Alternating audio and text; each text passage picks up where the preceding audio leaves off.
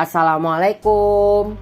Perkenalkan, nama saya Muhammad Rama Furqoni, NIM 191481075. Di sini saya akan menjelaskan apa sih teori tentang encoding dan decoding menurut Stuart Hall.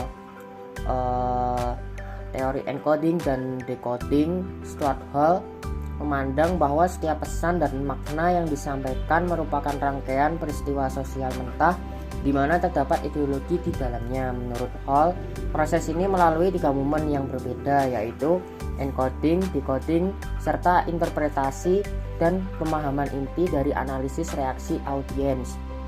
Model teori ini merupakan metode yang menyoroti baik pesan maupun interpretasi khalayak terhadap pesan tersebut.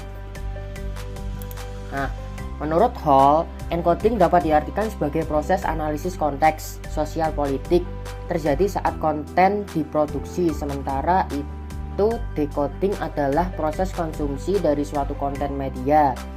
Hall menilai bahwa terkadang individu memiliki paradoks tersendiri dalam menangkap pesan. Proses penerimaan pesan tidak akan terjadi apabila individu tidak memiliki kemampuan untuk menerima pesan. Hall menawarkan 3 tahapan sebaran makna sebagaimana dijelaskan berikut ini. Yang pertama, tahap produksi wacana. Tahap pertama dalam penyebaran makna adalah proses produksi wacana di mana pengirim pesan akan merencanakan, memilih ide, nilai, serta menentukan fenomena apa yang akan ditayangkan. Hall menyatakan terdapat faktor internal dan eksternal dalam tahapan ini. Faktor internal adalah sudut pandang produsen dalam melihat fenomena sosial dengan fasilitas infrastruktur yang membantu dalam pembentukan citra atau gambar yang diharapkan. Sementara itu, yang dimaksud dengan faktor eksternal adalah keberadaan audiens. Hasil dari proses produksi wacana kemudian akan menjadi pembentukan kode fenomena sosial serta menjadi sebuah pesan. Yang pertama, tahap penyampaian pesan. Pesan yang telah menjadi tayangan atau program sebagai wujud realisasi dari ide yang telah dirancang untuk kemudian dapat dimaknai oleh audiens. Proses pemaknaan pesan yang dilakukan oleh individu tidak dapat secara langsung menerima struktur makna dari produsen, sehingga ketika pesan ini ditayangkan, pemaknaan atas isi pesan tersebut dapat menjadi beragam dan bergantung pada audiens sebagai penerima pesan. 2. Tahap pemaknaan. Pada tahap ini, audiens berusaha untuk membongkar kode dari tayangan untuk kemudian dimaknai decoding. Proses ini begitu dipengaruhi oleh latar belakang audiens. Pesan yang telah dimaknai oleh audiens disebut sebagai struktur makna. Encoding dan decoding terbuka bagi pertukaran timbal balik antar individu atau antar kelompok yang berubah-ubah, yang ditentukan oleh eksistensi yang berbeda pula, sehingga memiliki kemungkinan terjadinya kesalahpahaman. Dengan kata lain, pesan yang disampaikan media akan diterima dan dimaknai berbeda sesuai dengan latar belakang receiver penerima yang berbeda-beda. Stuart Hall mengatakan bahwa makna yang terkandung serta yang diartikan dalam sebuah pesan bisa memiliki perbedaan kode yang disandi encoding serta yang disandi balik decoding. Tidak selamanya berbentuk simetris. Ketika terjadi proses penyandaian balik decoding dalam suatu komunikasi, maka akan terjadi 3 posisi hipotekal, yaitu 1. Dominan hegemonic position.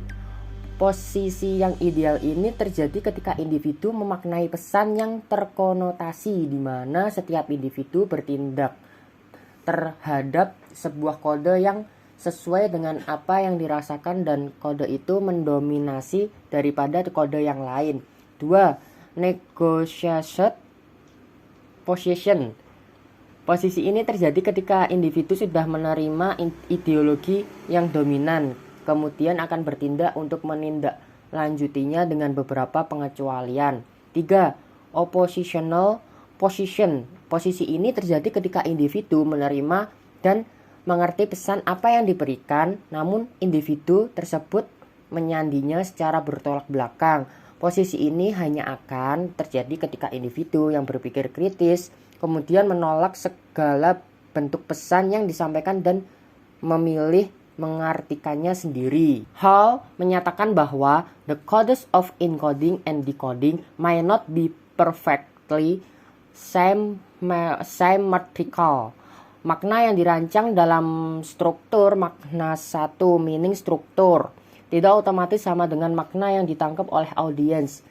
Dalam struktur makna 2 meaning struktur 2, Hall menilai bahwa ketidakpahaman audiens akan kode-kode sebagai kesalahpahaman mungkin terjadi, namun Hall beranggapan bahwa kesalahpahaman ini perlu dimaknai secara tersendiri. Terkait hal ini, Melvin de Fleur dan Sandra Bell Roquette mengkaji bagaimana tindakan audiens terhadap media melalui 3 perspektif, antara lain individual difference perspektif. Perspektif perbedaan individual menilai bahwa sikap dan psikologis individu akan memengaruhi bagaimana individu tersebut memilih stimulus dan lingkungan, serta bagaimana individu tersebut akan memberi makna terhadap stimulus tersebut.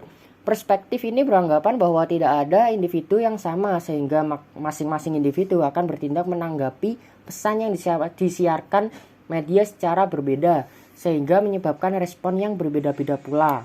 Sosial kategoris perspektif. Perspektif ini menilai bahwa kelompok sosial memberikan kecenderungan terhadap individu sebagai anggota kelompok, sehingga memiliki kesamaan norma sosial, nilai, dan sikap. Melalui beberapa kesamaan yang dimiliki, mereka akan mempunyai penilaian atau makna yang sama pada pesan khusus yang diterima melalui media, sehingga perspektif ini melahirkan segmentasi. Social relation perspektif. Perspektif ini menilai bahwa hubungan informal memengaruhi audiens dalam merespon pesan media. Dampak yang dihasilkan dari sebuah pesan kemudian akan dirubah secara signifikan oleh individu yang memiliki kekuatan hubungan sosial dengan anggota audiens. Baik, itu penjelasan dari saya. Jika ada salah kata mohon maaf. Wassalamualaikum warahmatullahi wabarakatuh.